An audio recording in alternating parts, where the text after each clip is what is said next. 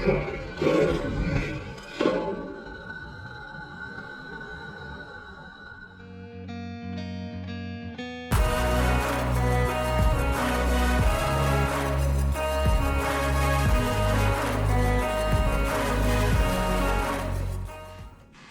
guys, welcome back. So, we are back inside, going to be dealing with some more leather stuff. Today I got a handmade knife.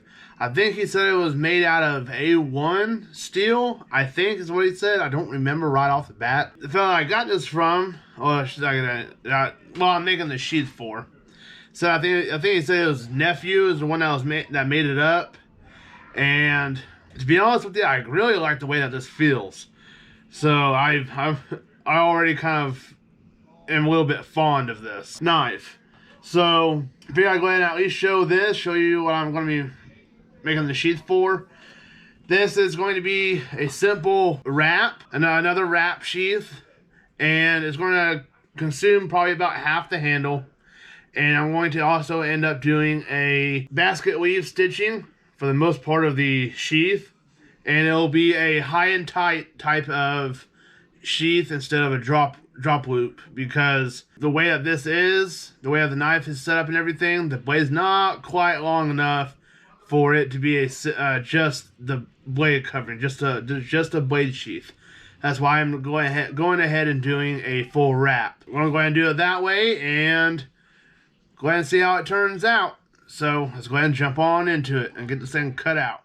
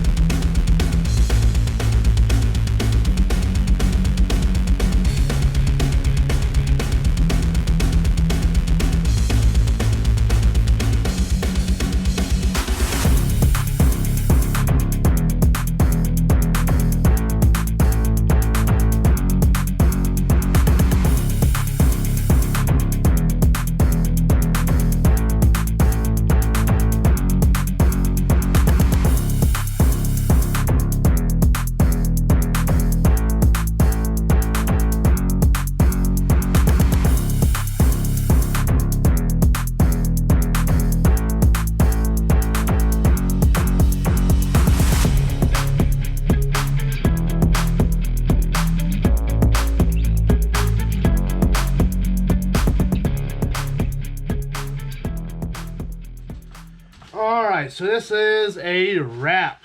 So, literally and figuratively. Wrap of the video and the knife sheath a wrap. This has now officially made it within the top 5 best sheaths that I've made since I started doing this. And to be honest with you, I used to not like making this style of sheath, just because it just didn't seem original, and that there were just so many people doing this style that I wanted to stay away from it, regardless if I had if I was making a sheath for this style of knife.